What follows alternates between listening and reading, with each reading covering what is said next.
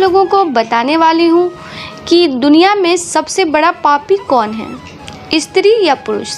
कौन सबसे बड़ा पापी होता है, तो आज की इस वीडियो में हम आपको बताएंगे, तो वीडियो को अंत तक ज़रूर देखें। दुनिया में सभी लोग हर रोज़ कोई ना कोई पाप करती ही हैं, लेकिन वो स्वयं कभी ये नहीं सोचते कि वो पापी है। ऐसे में सवाल उठता है कि आखिर इस संसार में सबसे बड़ा पापी कौन है। तो आज हम आपको अच्छे से बताएंगे कि सबसे बड़ा पापी कौन होता है, और ये कहानी के ज़रिए आपको हम बताएंगे। तो कहानी को अंत तक ज़रूर सुने, क्योंकि ये कहानी जो है बहुत ही ज्ञानवर्धक कहानी। शास्त्रों पुराणों में बताया गया है कि मनुष्य धरती पर रहकर जो भी अच्छे या बुरे कर्म करते हैं, उन सभी कर्मों का लेखा जोखा मृत्यु के बाद होता है और उसके अनुसार सजा और पुनर्जन्म मिलता है। ईश्वर की दृष्टि में जो अच्छे कर्म यानी कि आपके काम होते हैं उसे पुण्य कहा जाता है, और जो बुरे कर्म होते हैं उन्हें पाप कहा जाता है। पुराणों में कई अच्छे और बुरे कर्मों के बारे में बताया गया है। गरुड़ पुराण में तो ये भी कहा गया, यानी ये भी बताया गया है कि मनुष्य को अपने पाप कर्मों के कारण मृत्यु के बाद अलग अलग तरह के पापों के लिए सज़ा दी जाती है। तो चलिए जानते हैं। दोस्तों, एक बार की बात है कि किसी देश में एक राजा रहते थे। वो और उनकी रानी दोनों ही भोलेनाथ के बहुत बड़े भक्त थे। उन्होंने अपने महल में तोता मैना का जोड़ा पाल रखा था और उन्हें एक ही पिंजरे में रखा था। अब ये तो सभी को पता है कि मियाँ बीवी में एक न एक दिन लड़ाई ज़रूर होती है। तो काफ़ी समय बीत चुका था। एक दिन मैना तोते से कहती है कि मैंने मान लिया कि यह पुरुष बड़े पापी होते हैं, ये बहुत ही बड़े धोखेबाज होते हैं। मौका मिलने पर यह कुछ भी कर सकते हैं। मैना की बात सुनकर तोता बोला, तू तो रहने ही दे। पुरुष उतने पाप नहीं कर सकता जितने पाप स्त्रियां करती हैं। जितनी धोखेबाज स्त्रियां होती है, न उतना धोखेबाज तो कोई होता ही नहीं है। इनसे बड़ा पापी इस पूरी दुनिया में कोई नहीं होता। यह किसी की भी हत्या कर देती है। जिसके बाद तोता और मैना में लड़ाई होने लगी कि दुनिया में सबसे बड़ा पापी कौन है। दोस्तों, सब दृश्य देखने के बाद राजा ने पूछा, तुम दोनों क्यों लड़ रहे हो? किस बात पर तुम दोनों विवाद कर रहे हो? मैंने उत्तर देते हुए कहा, यह मान ही नहीं रही है कि दुनिया में सबसे बड़ा पापी पुरुष होता है। फिर तोते ने कहा, मैं कैसे मान जाऊं, क्योंकि सबसे बड़ी पापी स्त्रियां ही होती है। राजा ने दोनों से कहा, तुम किस कारण से ऐसा कह रहे हो? तब मैना ने उदाहरण देते हुए कहा, एक गांव में एक सेठ जी थे, बड़े ही धनवान, और उनका जो बेटा था वो बहुत ही बिगड़ैल किस्म का इंसान था। सेठ जी का लड़का इतना जुआ खेलता था। सेठ ये बात सोचते सोचते एक दिन स्वर्ग सिधार गए। जब पिता जिंदा थे तो वो थोड़ा थोड़ा जुआ खेलता था, लेकिन पिता की मृत्यु के बाद वो बहुत यानी कि मुक्त हो गया और आराम से दिन रात केवल जुआ ही खेलने लगा, जिसका परिणाम यह हुआ कि जुआ में सब कुछ हार गया। फिर वह लौटकर अपने गांव नहीं आया और किसी दूसरे गांव चला गया, जहां वो एक सेठ के घर पर जा पहुंचा और उसने कहा कि थोड़ा सा जल मिलेगा।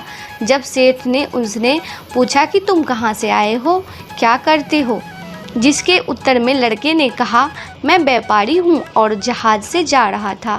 व्यापार करने में मेरा सामान समुद्र में डूब गया, तो आप मेरी कुछ मदद कर देते तो अच्छा होता। सेठ ने लड़के की बात सुनी और फिर उसकी बातों में जाल में फंस गए और कहने लगे कि बेटा, तुम दिखने में ठीक ठाक हो और कमा भी लेते हो, तो क्या मेरी बेटी से शादी करोगे?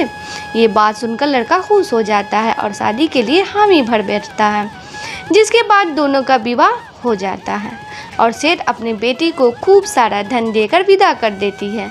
अब इस लड़के को तो केवल धन के लिए ही विवाह करना था, जो वो कर लेता है। दोस्तों, विवाह के बाद वो लोग जा रहे होते हैं तो रास्ते में एक जंगल पड़ता है। तब वो लड़का अपनी पत्नी से कहता है कि देखो, हम लोग जंगल से गुजर रहे हैं, तो कोई भी चोर तुम्हारे जेवर चुरा सकता है, तो ऐसा करो कि तुम अपने सारे जेवर उतार के मुझे दे दो। अब उसकी पत्नी ने उस पर भरोसा करके अपने सारे जेवर अपने पति को देती है। कैसे नहीं, क्योंकि वो उसका पति था। जिसके बाद उस लड़के ने अपनी पत्नी के जेवर एक कपड़े में रखकर अपनी कमर में बांध लिया। फिर वह सभी एक जगह पर आराम करने लगे।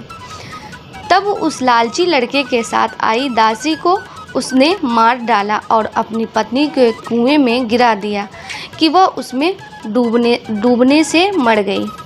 दोस्तों वहाँ से चला गया, किंतु उसकी पत्नी मरी नहीं और कुएं से बाहर निकलने के लिए आवाज़ लगाती रही। कुएं के पास से एक आदमी गुजर रहा था। तब उसने किसी महिला की आवाज़ सुनी तो उस व्यक्ति ने उस महिला को कुएं से जैसे जैसे करके बाहर निकाला।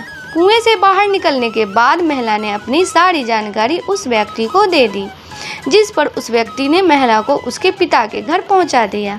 घर पहुंचने के बाद महिला के पिता यानी सेठ जी ने पूछा, क्या हुआ तुम्हारे साथ? अब क्योंकि वो स्त्री पतिव्रता थी, इसलिए उसने अपने पिता से झूठ कहा और बोली, पिताजी जंगल में कुछ चोरों ने हम पर हमला कर दिया था और दासी को मार दिया, मुझे कुएं में धकेल दिया और पति का कुछ नहीं पता। बेटी की बातें सुनकर सेठ जी बोले, चलो कोई बात नहीं, भगवान सब सही कर देंगे। कुछ समय बाद लड़का दोबारा अपने ससुराल पहुंचा और सोचा कि सेठ जी से कहेगा कि आप नाना बनने वाले हैं और इसके बदले में खूब सारा धन मिल जाएगा। लेकिन वह जैसे ही अपने ससुराल पहुंचा, उसकी मुलाकात उसकी पत्नी से हुई, जिस पर उसकी पत्नी ने उससे कहा, मैंने पिताजी को ये सारी बातें बताई है तो आप भी यही बता देना। वो कहते हैं ना, आदत वालों की आदत नहीं जाती। उसने देखा कि उसकी पत्नी ने बहुत सारे जेवर पहन रखे हैं, तो उस लड़के ने पत्नी से कहा, तुम सो जाओ, सुबह मैं तुम्हें अपने साथ लेकर जाऊंगा। रात हुई और उसने अपनी पत्नी का चाकू से कत्ल कर दिया तथा सारे जेवर लेकर चला गया। दोस्तों राजा को ये सब कहानी बताने के बाद मैना ने कहा कि इसलिए मैं बोलती थी कि पुरुष दुनिया का सबसे बड़ा पापी इंसान होता है। उसने अपनी पत्नी को मारा और सारा सामान लेकर चला गया। मैंने यही बात कही सुनकर तोते ने भी राजा को एक कहानी सुनाई, जिसमें उसने स्त्री की चरित्र को लेकर बात की थी। दोनों की बात सुनने के बाद राजा बोले, इस बात का उत्तर मैं देता हूँ कि कौन सबसे बड़ा पापी है। राजा आगे बताते हैं कि इंसान की सोच उसके स्तर से नीचे गिर जाती है, वह इंसान पापी होता है, फिर वो भला पुरुष हो या स्त्री, क्योंकि इंसान पाप करने से पहले यह नहीं सोचता कि वह स्त्री है या पुरुष, उसे पाप करना चाहिए या नहीं। भगवान श्री कृष्ण के दृष्टि में जो सबसे बड़ा पाप है वो है भ्रूण हत्या। महाभारत युद्ध समाप्त होने के बाद जब द्रोणाचार्य के पुत्र अश्वत्थामा ने उत्तरा के गर्भ में पल रहे बालक परीक्षित पर ब्रह्मास्त्र का प्रयोग करके उसकी हत्या कर दी, तब भगवान श्री कृष्ण सबसे ज़्यादा अधिक क्रोधित हुए थे। श्री कृष्ण ने उस समय ही यह घोषणा कर दी थी कि अश्वत्थामा का पाप सबसे बड़ा पाप है, क्योंकि उसने एक अजन्मे बालक की हत्या की थी। श्री कृष्ण ने अश्वत्थामा के सिर पर लगा चिंतामणि रत्न छीन लिया और श्राप दिया कि तुमने जन्म तो देखा है लेकिन मृत्यु को नहीं देख पाओगे, यानी जब तक सृष्टि रहेगी तुम धरती पर जीवित रहोगे। आज के लिए बस इतना ही। दोस्तों आपको ये वीडियो पसंद आया है तो लाइक करिएगा, दोस्तों को शेयर ज़रूर करिएगा, चैनल को सब्सक्राइब करके बेल आइकन को ज़रूर दबाइएगा ताकि आने वाला वीडियो आपको सबसे पहले मिले। दोस्तों मिलते हैं अगले वीडियो में, तब तक के लिए goodbye and thanks for watching my video.